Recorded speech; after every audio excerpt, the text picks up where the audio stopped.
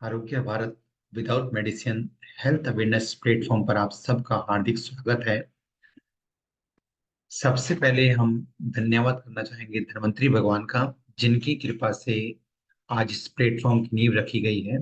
उसके बाद विशेष धन्यवाद करना चाहेंगे हम अपने गौ माता और रियल आयुर्वेद मंत्र का, जिनका 24 आवर्स हमेशा हमारे साथ सहयोग और आशीर्वाद बना रहता है। आज हमने जिस टॉपिक का प्रारंभ किया है उसका नाम है आवर रियल डॉक्टर्स। वास्तव में हमारा शरीर पंच महाभूत से बना हुआ है, जिसमें हमारे कुछ विशिष्ट डॉक्टर पहले से ही उपलब्ध रहते हैं। जाने अनजाने वास्तव में वही हमारे वो डॉक्टर हैं जिनकी वजह से हम आज या आप और हम यहाँ स्वस्थ बैठे हैं। और जब किसी न किसी कारणवश उन डॉक्टर्स की अवहेलना की जाती है तो हम कभी ना कभी किसी न किसी बीमारी के शिकार हो जाते हैं। रियल आयुर्वेद का यह जो मंच है आपको उन्हीं मूल कारणों से अवगत कराने के लिए बनाया गया है, क्योंकि इसका बेसिक उद्देश्य है आपको किसी दवा के बारे में प्रिस्क्रिप्शन देना नहीं, बल्कि केवल आपको अपनी बीमारियों के मूल कारण से अवेयर कराना है, ताकि आप उन कारणों को जानकर अपने डॉक्टर स्वयं बन सकें, अपनी चिकित्सा स्वयं कर सकें, अपनी मुख्य बीमारियों से बन सकें। इसी एक एग्जाम्पल से समझने का प्रयास करते हैं। हम सभी जानते हैं कि इस कार का जो निर्माण है एक मनुष्य द्वारा किया गया है, और हम सबका जो निर्माण है उस परमात्मा के द्वारा किया गया है। इस कार में विभिन्न प्रकार के पार्ट्स लगे हुए हैं। जब इस कार में कुछ समस्या आती है तो हम उस पार्ट्स को रिपेयर करा के इस कार को ठीक कर देते हैं। इसके लिए पूरी कार बदलने की आवश्यकता नहीं होती। फॉर एग्जाम्पल, यदि इसका इंजन खराब है तो इंजन ठीक कराते हैं, यदि हेडलाइट खराब है तो उसकी रिपेयरिंग कराई जाती है, यदि हमें लगता है कि इसके टायरों में कुछ खराबी है तो टायर की रिपेयरिंग कराई जाती है। परंतु आज जाने अनजाने मनुष्य को भी इस कार का ही दर्जा दे दिया गया है, और मनुष्य के अंदर पंच महाभूतों से निर्मित ये जो पार्ट्स हैं, जो अंग हैं, उसे हम उस गाड़ी के पार्ट्स की तरह समझने लगे हैं। जिस प्रकार जब कार की रिपेयरिंग कराई जाती है तो इंजन वाले को इसकी कोई दिशा नहीं होता कि टायर के साथ क्या है, कार का टायर ठीक है नहीं है, चलेगा नहीं चलेगा। उसी इंजन रिपेयरिंग से ही काम होता है। उसी प्रकार जब लीवर का डॉक्टर लीवर का काम करता है और लीवर की दवाइयां देता है, तो वह इस बात से अनभिज्ञ होता है कि लीवर की दवाइयों का किडनी पर क्या असर पड़ने वाला है। यदि कोई हार्ट का डॉक्टर हार्ट का ट्रीटमेंट करता है तो वह अपने हार्ट को पे स्पेशलाइज होता है। उसे यह ज्ञान नहीं है कि यदि हार्ट की दवाई देंगे तो उससे हमारी थायराइड ग्लैंड पर क्या इफेक्ट पड़ने वाला है। यही रीजन है कि आज लगातार अपने हॉस्पिटल्स में लगातार भीड़ बढ़ती जा रही है। अगर हम WHO के करंट डाटा को देखते हैं तो उस डाटा में दिखाया गया है कि आज जीवन की जो प्रत्याशा है वो बढ़ने की बजाय कम होती जा रही है। ये भारत की लाइफ की बात की जा रही है। देखिए, अभी recently United national population division ने एक लाइफ एक्सपेक्टेंसी इंडिया का कैलकुलेट किया है, जिसमें माना गया है कि इंडिया में 2021 के अंदर जो लाइफ एक्सपेक्टेंसी है अर्थात जीवन की प्रत्याशा है वो 67.25 ईयर मानी गई है। अब एक बहुत बड़ा प्रश्न हम सबके सामने यह क्रिएट होता है कि जहां एक और भारत में लगातार हॉस्पिटल का निर्माण हो रहा है, बड़ी बड़ी मशीनें मंगाई जा रही हैं, बड़े बड़े, उसके बावजूद भी लाइफ एक्सपेक्टेंसी बढ़ने के बजाय लगातार कम होती जा रही है। जिस जीवन प्रत्याशा को बढ़ना चाहिए था वह जीवन प्रत्याशा तो लगातार गिरती जा रही है। परंतु जाने अनजाने हम इस बात पर कोई गौर नहीं करते। हमें क्या लगता है और हम किस पर अपना दोष देते हैं? हमें लगता है कि इन सभी के पीछे आज जो भारत में लोगों की हालत हो रही है, पूरे वर्ल्ड में लोगों की हालत हो रही है, आज हम सबके स्वास्थ्य की जो हालत हो रही है, हमें लगता है इसके पीछे एक बड़ा कारण हमारी गरीबी का है। क्योंकि हम गरीब हैं इसलिए हम शुद्ध अनाज नहीं खरीद पा रहे। इसलिए सबसे बड़ा कारण हमें लगता है कि खाद्य खाद्य पदार्थों में मिलावट की जा रही है। इसमें हमें कारण लगता है कि जो एनवायरमेंटली पोल्यूशन है इसके कारण हमारी ये हालत है, और आज हमारे हॉस्पिटल बढ़ते ही चले जा रहे हैं। और अनजाने जाने अनजाने हम चकाचौंध में इतने ज्यादा व्यस्त हो चुके हैं कि हम अपने लाइफ में उन रियल डॉक्टर को नहीं पहचान पा रहे, अपनी बीमारी के कारण को नहीं पहचान पा रहे। हमें लगता है कि हम बीमार हैं। जब हम बीमार होते हैं तो बीमारी का कारण ढूंढने की बजाय हम हॉस्पिटल में जाते हैं, उसका इलाज कराते हैं और इलाज कराकर वापस आ जाते हैं। परंतु हमें कारणों से ना तो हम अवगत कराया जाता है और ना ही हम अवगत होना चाहते हैं। डॉक्टर्स के पास जाते हैं, इतनी भीड़ में हमारा नंबर आना ही मुश्किल होता है, तो वो कारण हम कहाँ तक पता करेंगे? जब तक आप अपने कारण को नहीं पहचानेंगे तब तक आप इस चक्रव्यूह से बाहर नहीं आ पाएंगे। हमें लगता है कि ये सभी कारण हैं हमारी अवेयरनेस के, लेकिन वास्तव में इसका कारण कुछ और ही है। यह है राकेश झुनझुनवाला, जो 40,000 करोड़ के मालिक। यह है स्टीव जॉब्स, एप्पल कंपनी के फाउंडर। और यह जाने माने माइकल जैक्सन है। अगर हमें लगता है कि खाद्य पदार्थों में मिलावट के कारण आज यह देश की दशा है, अगर लगता है कि एनवायरमेंटल पोल्यूशन के कारण आज हमारी ये दशा है, अगर लगता है कि पैसों की कमी के कारण आज हमारी लाइफ एक्सपेक्टेंसी, जीवन प्रत्याशा लगातार कम हो रही है और हॉस्पिटल की भीड़ लगातार बढ़ रही है, तो यह जानने का प्रयास करेंगे कि सोचिए, अगर ऐसा है तो राकेश झुनझुनवाला, जिसके पास 6 से 8 डॉक्टर की टीम हमेशा रहती थी, जिसका खाना प्रॉपर तरीके से मेजरमेंट तरीके से आता था, माइकल जैक्सन जिसने 150 साल जीने का सपना देखा था, इवन घर के अंदर ही एल्कलाइन चैम्बर बने हुए थे, स्टीव जॉन्स, अगर इन बड़े बड़े नामों को देखा जाए तो हमें क्या लगता है कि क्या उनके खाद्य पदार्थों में मिलावट होगी? क्या वो पोल्यूशन भरे एनवायरनमेंट में रहते होंगे? क्या उनके पास पैसे की कमी नहीं होगी? यदि इन सभी क्वेश्चन का आंसर ना है, तो फिर बताइए कि जीवन में जो इतने बड़े बड़े हॉस्पिटल्स आज खुल रहे हैं और जिस हॉस्पिटल्स की लगातार भीड़ बढ़ती जा रही है, इतने डॉक्टर्स की भीड़ बढ़ती जा रही है, इसके बावजूद भी, इतनी फैसिलिटी के बावजूद भी जिनकी जीवन प्रत्याशा क्यों कम हो रही है? आखिर लोगों के पास उसका क्या समाधान है? क्या कारण है कि ये सब समस्या लगातार बढ़ती जा रही है? इसके पीछे सबसे बड़ा जो कारण है वो है अज्ञानता। हमारा जो रियल आयुर्वेद का मंच बनाया गया है आरोग्य भारत से मिलकर, उसका उद्देश्य ही ये सिर्फ यही है कि आप सभी को आपके मूल बीमारियों से अवगत कराया जा सके।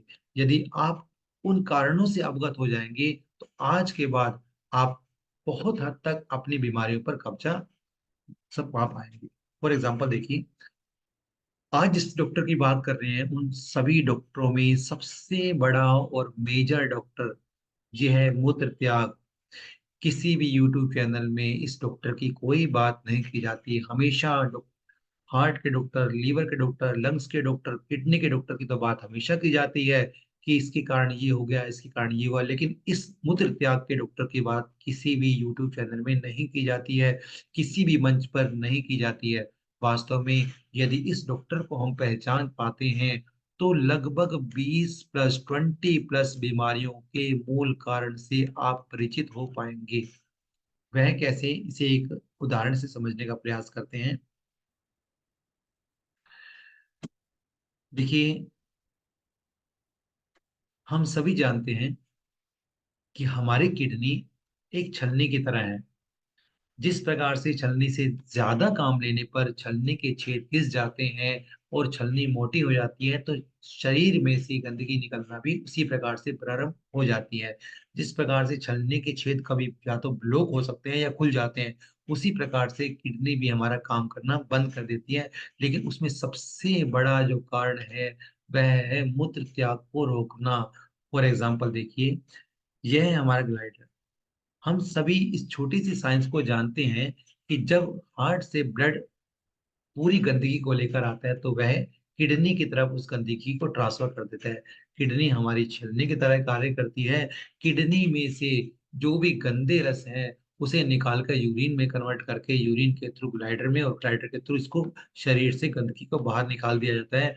और जो विशेष पदार्थ बचते हैं उसे ब्लड द्वारा वापस रीअब्सॉर्ब करके उसे ब्लड में पहुंचा दिया जाता है। इतनी साइंस एटलीस्ट हम सभी जानते हैं।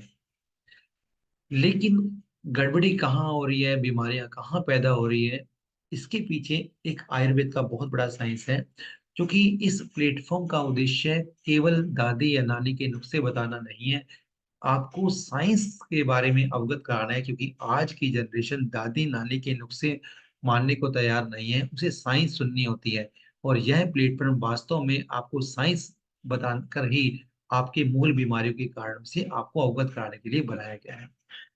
देखिए फॉर एग्जांपल, पहला कारण है कि जैसे ही हम यूरिन के वेग को रोकते हैं, यदि हम किसी मीटिंग में बैठते हैं तो उसको रोकने का प्रयास करते हैं, हमें लगता है कि हम स्कूल के एनवायरनमेंट में हैं, हम क्लासरूम में हैं, हम इसे रोकते हैं, हमें लगता है कि हम सो रहे हैं, यदि उठेंगे तो नींद खराब होती है तो उसे भी हम रोकने का प्रयास करते हैं। यदि इस प्रकार के प्रयास लगातार होते रहते हैं तो इसका इफेक्ट हमारे प्रोस्टेट ग्लैंड पे पड़ने लगता है, क्योंकि जैसे जैसे आप यूरिन के प्रेशर को रोकेंगे, तो हम सभी जानते हैं यूरिन के प्रेशर को रोका जाएगा तो आपका जो गॉल ब्लैडर है ये अब बढ़ना प्रारंभ हो जाएगा, ये और ज्यादा बढ़ना प्रारंभ हो जाएगा, और धीरे धीरे इसकी जो दीवारें हैं वो कमजोर हो जाएंगी, जिसके कारण अंततः हमें प्रोस्टेट की ग्लैंड की समस्या होना प्रारंभ हो जाती है। जिस प्रकार एक गुब्बारे को लगातार फुला के रखा जाए, अगर उस गुब्बारे में पानी भर दिया जाए और उस पानी वाले गुब्बारे को हम 2 दिन लगातार भी भर के रखते हैं, तो अगली बार जब उस पानी को निकाला जाएगा तो वह गुब्बारा परमानेंट फूल जाएगा। अब उस गुब्बारे को वापस शेप पे लाना पॉसिबल नहीं है। इसी प्रकार यदि आप यूरिन की गति को रोकने का प्रयास करते हैं, यूरिन को रोकने का प्रयास करते हैं, तो आपका जो गॉल ब्लैडर है उसकी जो स्पीड है, उसका जो पावर है, वो उसकी दीवारें हैं कमजोर हो जाती हैं। अगली बार वो यूरिन प्रॉपर तरीके से निकाल पाने में कामयाब नहीं हो पाता है, जिसके कारण फर्स्ट ऑफ ऑल आपको प्रोस्टेट ग्लैंड बढ़ने लगती है, और दूसरा जब आप यूरिन को रोकते हैं तो यूरिन की गोल ब्लैडर के द्वारा यूरिन अब पूरी तरीके से बाहर जोर लगाने पर भी नहीं निकल पाता, तो कुछ ना कुछ यूरिन हमेशा ही हमारे गोल ब्लैडर में फंसा रहता है, जो कि अंततः पथरी का निर्माण कर देता है। इसलिए कहा जाता है कि किडनी में पथरी के जो मेजर कारण है उसमें कहीं ना कहीं एक बड़ा सा कारण हमारे मूत्र त्याग में कठिनाई का होना भी है। दूसरा, हम देखते हैं कि किडनी फेल में बहुत बड़ी भूमिका मूत्रता की क्यों है। कैसे हम कह सकते हैं कि किडनी में फेल का मुख्य कारण हम ये मूत्र त्याग को मानते हैं। आयुर्वेद में कहा गया है कि यदि हम इस मूत्र त्याग के प्रेशर को रोकते हैं तो यही यूरिन हमारे शरीर में उदावृत बीमारी को प्रारंभ कर देता है। उदावृत का अर्थ है कि चीजें रिवर्स होना। अब ये यूरिन जिसकी डायरेक्शन नीचे होनी चाहिए थी, अब उसी यूरिन की डायरेक्शन ऊपर होती है। जब इसकी डायरेक्शन ऊपर होती है तो किडनी में, अब क्योंकि यूरिन को बाहर निकालने की पावर नहीं होती, तो किडनी फूलने लगती है, किडनी सड़ने लगती है, इसमें सूजन आने लगती है, इसके छेद बंद होने लगते हैं, जिसके कारण अंततः हम किडनी फेल की समस्या तक पहुंच जाते हैं। कहीं ना कहीं हार्ट में वॉल का लीक होना, हार्ट अटैक होना, बीपी बढ़ना, इसमें भी बहुत बड़ा रोल हमारे मूत्र त्याग के डॉक्टर का ही है, क्योंकि हम सभी जानते हैं कि यदि किडनी पूरी तरह से बड़ी होगी तो हार्ट से जो ब्लड किडनी की तरफ आ रहा है, अब वह पूरी तरीके से अपने ब्लड को खाली नहीं कर पाएगा, क्योंकि अल्टीमेटली सबसे पहले जो ब्लड है वो हार्ट से किडनी की तरफ ही आता है। जब आगे का रास्ता जाम है, जिस प्रकार से एक रास्ते पर बहुत सी बसें खड़ी हैं, और अगर यहाँ से कोई बस आएगी तो उसे जाम रास्ता मिलेगा, तो यह बस यहीं रुकी रुकी प्रेशर क्रिएट करती है। उसी प्रकार जब हार्ट से किडनी की तरफ ब्लड आता है और किडनी पर रास्ता नहीं होगा, जाम होगा, तो इस हार्ट का साइज बढ़ने लगता है। हार्ट का साइज बढ़ने से हार्ट प्रॉपर तरीके से प्रेशर नहीं मार पाता, जिसके कारण ऑर्गन्स को समय रहते ब्लड नहीं मिल पाता, और हमारे शरीर के अंदर हमें थकावट सी नजर आती है। इसी प्रकार जब लगातार हार्ट काम करेगा और हार्ट प्रेशर मारेगा तो नॉर्मल सी बात है आपका बीपी भी बढ़ने लगेगा। जब ब्लड प्रेशर इतनी स्पीड से बढ़ेगा तो एक समय ऐसा आएगा जब आप हार्ट फेल की स्थिति तक पहुंच सकते हैं। इसी प्रकार जब हमें लगता है कि हमारा हार्ट काम नहीं करता है, प्रॉपर तरीके से ऑर्गन तक ब्लड नहीं पहुंचेगा, तो वही ब्लड, जिस ब्लड को प्योरीफाई होना चाहिए था, आज वापस ब्लड हार्ट तक नहीं पहुंच पाने से ब्लड के अंदर यूरिक एसिड की समस्या बढ़ने लगती है। यदि हमें लगता है कि हमारे शरीर में कुछ फुलावट सी आने लगी है, मुंह सूजने लगा है, टांगे कुछ भारी होने लगी हैं, उसमें हाथी पांव जैसी कुछ समस्या आने लगी है, तो आप समझ लीजिए आपकी किडनी में समस्या आने शुरू हो गई है। क्योंकि जब किडनी यूरिन को पूरी तरह से नहीं निकाल पाती है तो जो हमारा पानी है वो ब्लड में ही रीअब्सॉर्ब हो जाता है, और ब्लड में रीअब्सॉर्ब होने से यह जो पानी है वो हमारे शरीर की त्वचा को में सुजावट पैदा कर देता है, सूजन पैदा कर देता है। यदि हमें लगता है कि हमारे हार्ट का वाल्व लीक हो गया है, या डॉक्टर कहता है हार्ट का वाल्व लीक हो गया है, तो इसका कारण एक और एक सिर्फ अपने यूरिन को रोकना है। क्योंकि जैसे यूरिन उदावरत कंडीशन में, देखिए जिस उदावरत बीमारी का इतना बड़ा रोल है उसकी आयुर्वेद में बात ही नहीं की जाती है। हम जब भी डॉक्टर के पास जाते हैं कि हमारी किडनी में समस्या है, पथरी आ रही है, हार्ट में समस्या है, एसिडिटी आ रही है, तो हमें दवा दे के घर तो भेज दिया जाता है, लेकिन किसी के द्वारा यह नहीं बताया जाता और यह नहीं पूछा जाता क्या आप मूत्र त्याग को रोकते हैं। तो आज वो समय आ गया है कि हम अपने इस पहले रियल डॉक्टर को समझें। यदि आप इस रियल डॉक्टर से अवगत होंगे, आज के बाद इस समस्या से आप निजात पा सकते हैं, सिर्फ एक छोटी सी प्रक्रिया के द्वारा कि जब आप यूरिन करें तो यूरिन टाइमली करें, यूरिन को रोकने का प्रयास ना करें। यदि आप यूरिन नहीं रोकेंगे, टाइमली करते रहेंगे, चीजें क्लीन होती रहेंगी और प्रेशर से जब चीजें क्लीन होंगी तो हमारे बॉडी अपने आप स्वस्थ रहेगी। हमें पेट में गैस बनना, घबराहट होना, सर में दर्द, खांसी या खाते ही उल्टियां हो जाना इत्यादि की सभी समस्याएं सिर्फ एक डॉक्टर के द्वारा दूर हो सकती हैं, एक डॉक्टर से, जो डॉक्टर परमात्मा ने हमारे शरीर में पहले ही डाला है। इसलिए आज जरूरत है कि हम अपने इस विशिष्ट डॉक्टर को पहचानें और अपनी बीमारियों का समाधान करें। तो यह था हमारा प्रथम डॉक्टर। हम अपने बढ़ते हैं अपने अगले डॉक्टर की तरफ। हमारा दूसरा डॉक्टर है डिफिकेशन, मल त्याग। देखिए, यह भी एक ऐसा डॉक्टर है जिसके बारे में किसी भी पद्धति में खास तौर पर एलोपैथी पत्ती में कोई बात नहीं की जाती। एलोपैथी में कॉन्स्टिपेशन की डेफिनेशन दी जाती है कि यदि कोई इंसान वीक में 2 बार से ज्यादा 2 या 3 बार मल त्याग करता है तो दैट मीन्स उसके कॉन्स्टिपेशन नहीं है, उसको कॉन्स्टिपेशन नहीं है, ये डेफिनेशन दी जाती है। क्योंकि आयुर्वेद में कहा गया है कि जितनी बार आप खाना खाते हैं उतनी ही बार मल त्याग आपके लिए आवश्यक है। अन्यथा कम से कम दिन में 2 बार आप मल त्याग यदि आप करते हैं तभी आप पूर्णतः स्वस्थ रह सकते हैं, क्योंकि आयुर्वेद में स्पष्टतः लिखा गया है कि पेट से ही 90% बीमारियां प्रारंभ होती हैं। तो यदि आपका पेट स्वस्थ है तो आप अपनी बीमारियों के चंगुल से बच सकते हैं। अब हम जानने का प्रयास करते हैं कि आखिर यदि हम मल त्याग प्रॉपर तरीके से नहीं कर पाते हैं, या हमें लगता है कि हमारा मल त्याग प्रॉपर तरीके से नहीं हो पा रहा है, या हमें लगता है कि हमें कुछ ही कारण से कॉन्स्टिपेशन है, तो कौन कौन सी बीमारियां होने के चांसेस हैं। तो देखिए, ये इतनी बड़ी जो लिस्ट बताई गई है इसके लिए बहुत अलग अलग डॉक्टर की आवश्यकता नहीं है।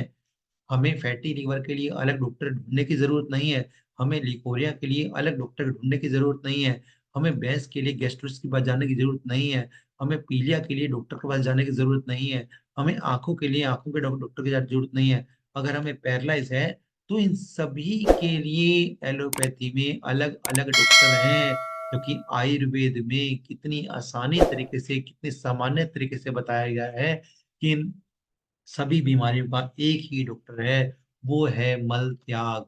यदि एक इंसान मल त्याग समय से करता है तो वो इंसान इन सभी बीमारियों से बच सकता है। जैसा कि हम जानते हैं कि आरोग्य भारत का मंच जो है आपको साइंस जरूर बताता है, क्योंकि इसका उद्देश्य ही आपको मूल कारण बताना है, ना कि किसी दवाई से परिचित कराना है। तो इसके पीछे की साइंस जानने का प्रयास करते हैं। देखिए, हम सभी जानते हैं कि कब्ज क्यों होता है। हालांकि हम आने वाले समय में कब्ज के ऊपर एक पूरी सीरीज लेकर आएंगे, परंतु अभी रिसेंटली हम सिर्फ कब्ज के जनरली कॉज और कब्ज के कारण होने वाली बीमारियों की साइंस को समझने का प्रयास करते हैं।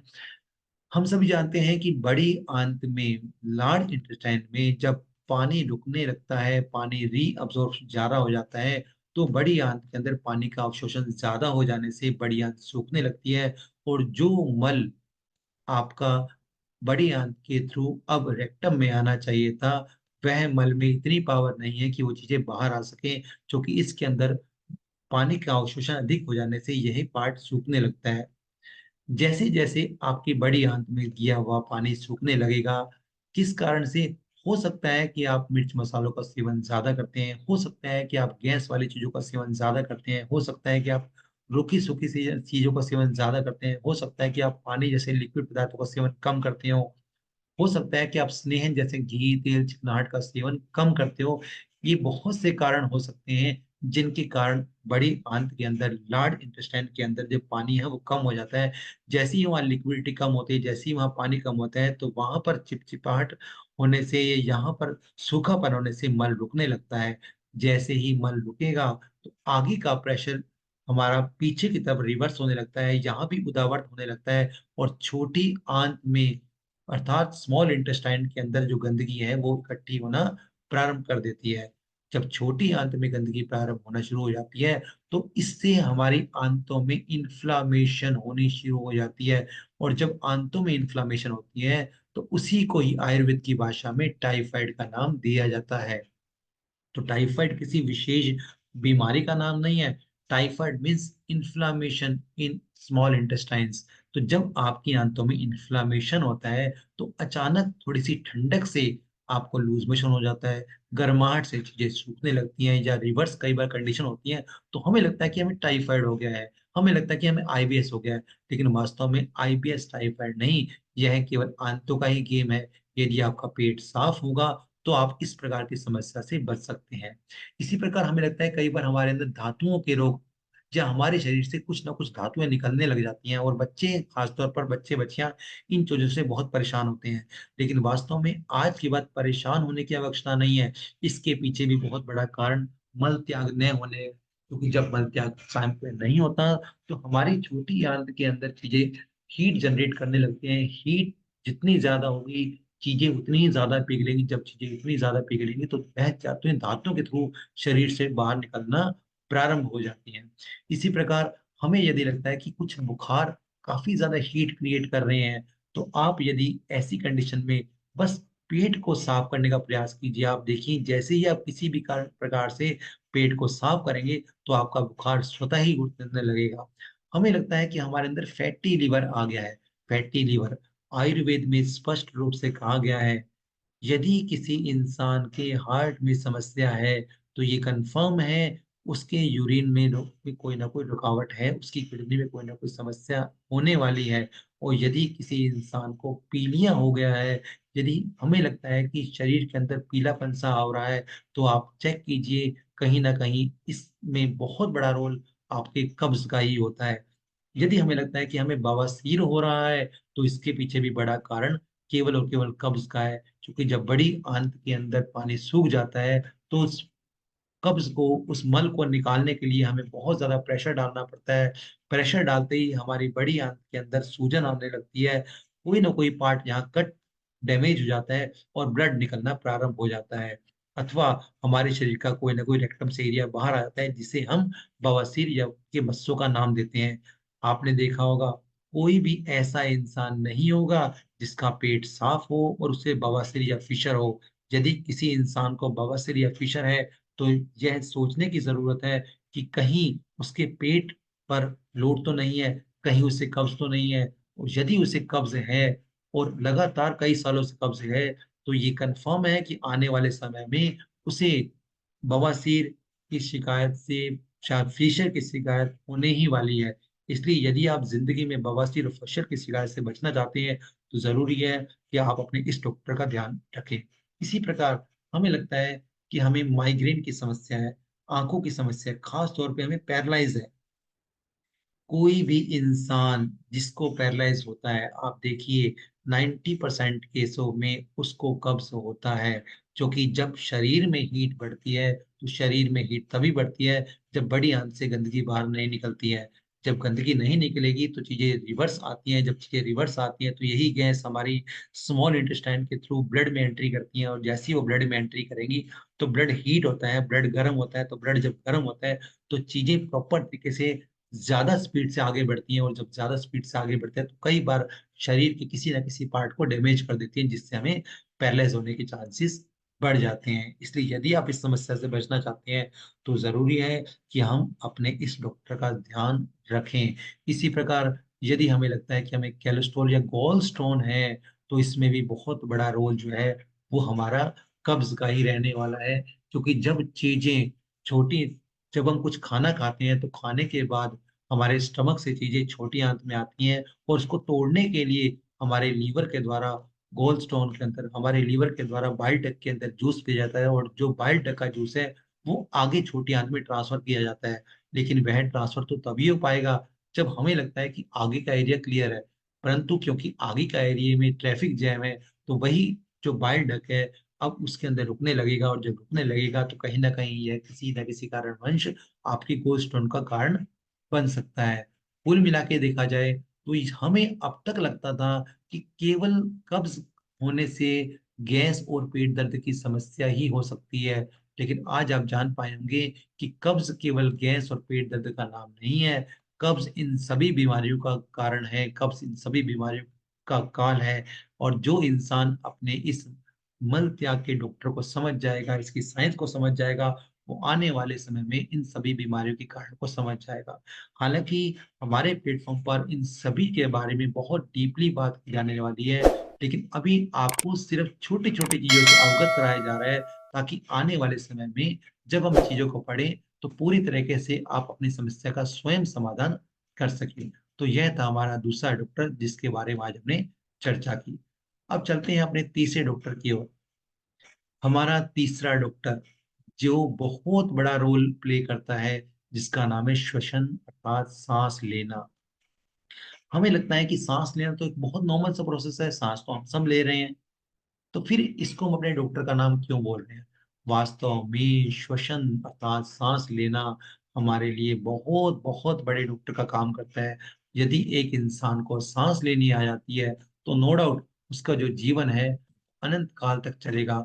हम जानते हैं कि हमारे पूर्वजों का जीवन कितने साल तक होता था, अर्थात उनकी लाइफ एक्सपेक्टेंसी, उनकी जीवन प्रत्याशा कितनी अधिक, इसके पीछे बहुत बड़ा रोल केवल प्राणायाम का ही होता था। लेकिन आज हम जिस प्रकार से सांस ले रहे हैं, जितनी प्रकार से सांस ले रहे हैं, उस प्रकार से स्वास्थ्य होना संभव ही नहीं है।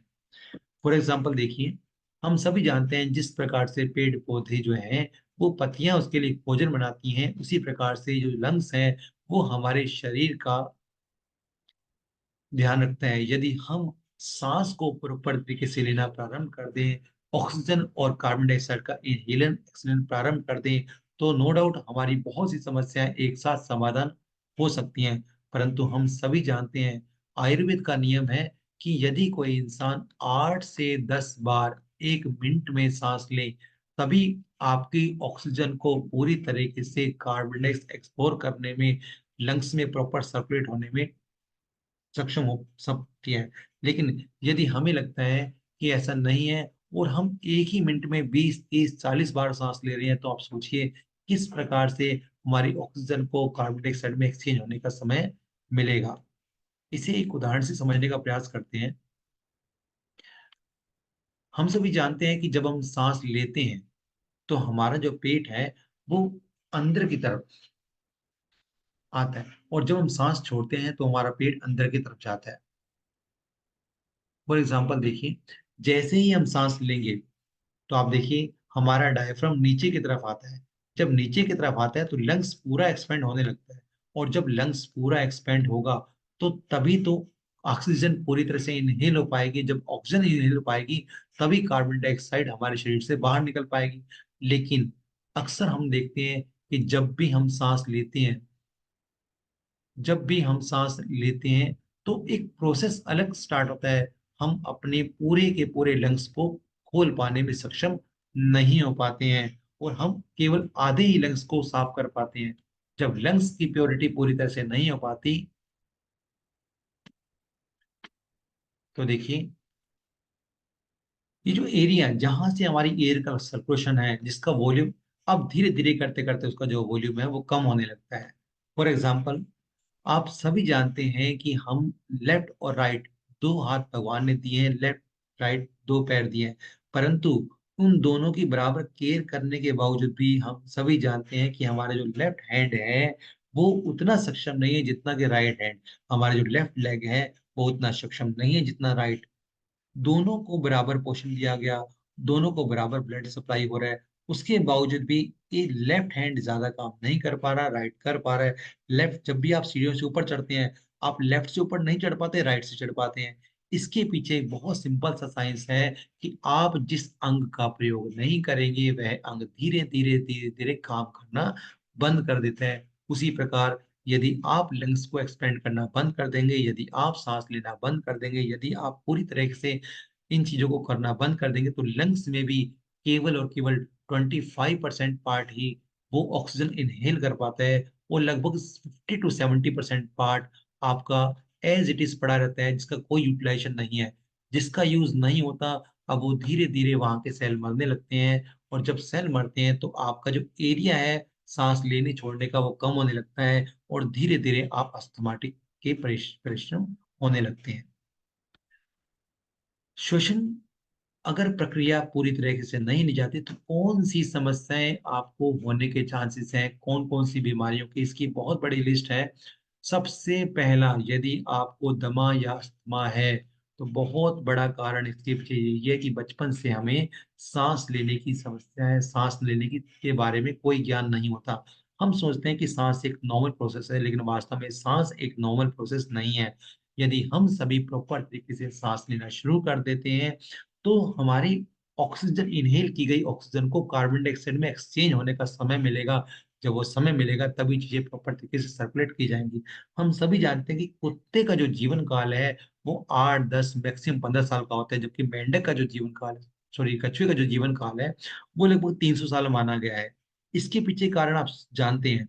कुत्ता 1 मिनट के अंदर 60 से 70 बार सांस ले पाता है, जिसके कारण उसका ब्लड पूरी तरह से ऑक्सीजनेटेड नहीं हो पाता, और अल्टीमेटली वो समय से पहले मर जाता है। लेकिन अगर कछुए को देखें तो वो पानी में रहेगा, उसके बावजूद भी वो इतनी स्लो सांस लेता है कि हमें पानी पर एक बुलबुला भी नजर नहीं आता, जिसके कारण वो पूरी तरह से ऑक्सीजनेटिक रहता है।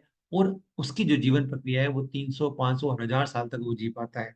उसके पीछे बहुत बड़ा कारण, अगर हमारे ऋषि मुनि पहले 100 200 500 साल तक जीते थे तो उसके पीछे बहुत बड़ा कारण जो है इसी श्वसन प्रक्रिया का था, इसी प्राणायाम का था। लेकिन आज के मानकों में इसका पैटर्न चेंज हो चुका है। आज हम सुबह लोगों को पार्कों में भागते दौड़ते नजर आते हैं, जबकि हमारे आयुर्वेद में स्पष्ट रूप से लिखा गया है कि प्रातः काल का समय प्राणायाम का समय है, प्राणों को आयाम करने का समय है। जिस समय वातावरण में शुद्धता होती है उस समय हमें भाग दौड़ की अपेक्षा प्राणायाम पर ध्यान लगाना चाहिए, श्वास पर ध्यान लगाना चाहिए। यदि उस समय हम श्वास पर ध्यान लगाएंगे तो हमारा ऑक्सीजनेटिक ब्लड पूरी तरह से हमारे ब्लड को ऑक्सीजनेटिक कर पाएगा। और जब हमारा ब्लड साफ होगा तो नो डाउट, आयुर्वेद में लिखा गया है कि रस से रक्त और रक्त से मांस का निर्माण होता है। यदि हम प्रॉपर ऑक्सीजन लेते हैं, ब्लड प्योरीफाई होता है, और जो ब्लड से मांस का निर्माण होता है, तो किसी भी तरीके से आज जो हम बच्चों को देखते हैं कि स्किन की प्रॉब्लम के लिए परेशान रहते हैं, तो हमारे स्किन की प्रॉब्लम से परेशान होने की जरूरत हमें नहीं होगी। छोटी सी स्किन में एलर्जी होती है, हमें रैशेज पड़ते हैं, हमें खुजली होने लगती है, इसके पीछे कारण सिर्फ और सिर्फ आपके एसिडिक ब्लड का है। एसिड ब्लड शरीर में दो ही प्रकार से हो सकता है। पहला खान पान, दूसरा प्राणायाम। पहला, तो हम खान पान हमारा दूषित है, हम रक्त को दूषित करने वाले पदार्थों का सेवन ज्यादा करते हैं, जैसे चिप्स, मुरमुरे, कुरकुरे, पैकेट फूड्स एक्सेट्रा। और दूसरा यंत्र था श्वसन तंत्र, और ना ही हम प्रॉपर तरीके से सांस ले पाते हैं। यदि दोनों ही प्रक्रिया हम समय से नहीं करेंगे तो हमारा ब्लड दूषित होगा, और जब रक्त दूषित होता है तो स्किन की समस्या होगा। दूषित ब्लड एसिड होता है जिसके कारण आपके खून में कमी आने शुरू होती है। दूषित ब्लड के कारण शरीर में एसिडिटी होती है, और जब ब्लड दूषित होगा तो हमारे हार्ट को उस चीज को एक्सपेंड करने में टाइम लगेगा, और यह कहीं ना कहीं धीरे धीरे दूषित ब्लड वॉल्यूम कम करता है। वॉल्यूम कम होने से हार्ट एक्सपेंड कम होता है, जिससे आने वाले समय में हार्ट फेल की समस्या बढ़ जाती है।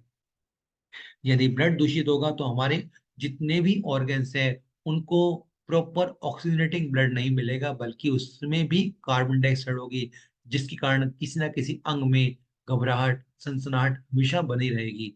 हम जब यही दूषित ब्लड, जब यही ऑक्सीजनेटिक एसिडिक ब्लड हमारे सर पर पहुंचेगा तो सर में दर्द क्रिएट करना शुरू कर देगा। और यदि यही दूषित ब्लड हमारे बालों तक पहुंचेगा तो हमारे बालों का झड़ना भी प्रारंभ हो जाएगा। आज एक बहुत बड़ी समस्या शरीरों में कमजोरी की है, और कमजोरी शरीर में तभी आती है जब हमारा जो ब्लड है वो पूरी तरह से ऑक्सीजनेटिक नहीं हो पाता, जिसके पीछे बहुत बड़ा कारण जो है हमारे श्वसन डॉक्टर की इग्नोरेंस है। तो आज हमने देखा कि जिन महाभूतों को, जिन डॉक्टरों को हमारे प्रकृति ने, हमारे परमात्मा ने हमारे शरीरों में पहले से एस्टेब्लिश किया गया था, उसको इग्नोर किया जाता है। तो यदि आज हम अपने इन डॉक्टरों का ध्यान रखें तो ऐसा कोई समय नहीं है जिसमें हम अपनी बीमारियों से अवगत नहीं हो पाएंगे। तो हमारे इस मंच का बेसिक उद्देश्य है आपको आपके इन बीमार मूल बीमारियों के मूल कारण से अवगत कराना था। आशा है आप इन बीमारियों के कारण को आज आप समझने में सक्षम हो पाए होंगे। आने वाली वीडियो में हम अपने कुछ अन्य डॉक्टरों के बारे में चर्चा करेंगे, क्योंकि आयुर्वेद में 13 डॉक्टरों की बात की गई है। अभी रिसेंटली हमने केवल 3 ही डॉक्टरों पर चर्चा की है। आने वाले समय में रिमेनिंग 10 डॉक्टरों पर भी बात की जाएगी। तो आज की वीडियो हम यहीं और करते हैं। यदि आप में से हमारे कुछ और साथी भी हमारे हेल्थ एजुकेटर ग्रुप का पार्ट बनना चाहते हैं, तो इसके लिए हम इस वीडियो के डिस्क्रिप्शन में एक लिंक डालेंगे। आप उस लिंक पर क्लिक करके हमारी वेबसाइट पर रजिस्ट्रेशन फॉर्म भर सकते हैं। उस रजिस्ट्रेशन फॉर्म के द्वारा आप हमारे हेल्थ एजुकेटर कोर्स में शामिल हो सकते हैं।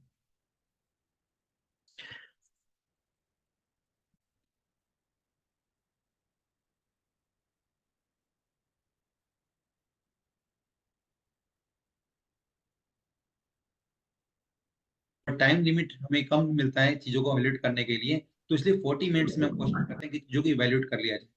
तो चीजों को हम दोबारा अगर रिकॉल करके सुनेंगे, दोबारा से देखेंगे, तो आप इसको प्रॉपर्ली समझ पाएंगे। तो आज की क्लास का हम यही आरंभ करते हैं और नेक्स्ट क्लास में अगले संडे फिर से मिलते हैं। तब तक के लिए नमस्कार।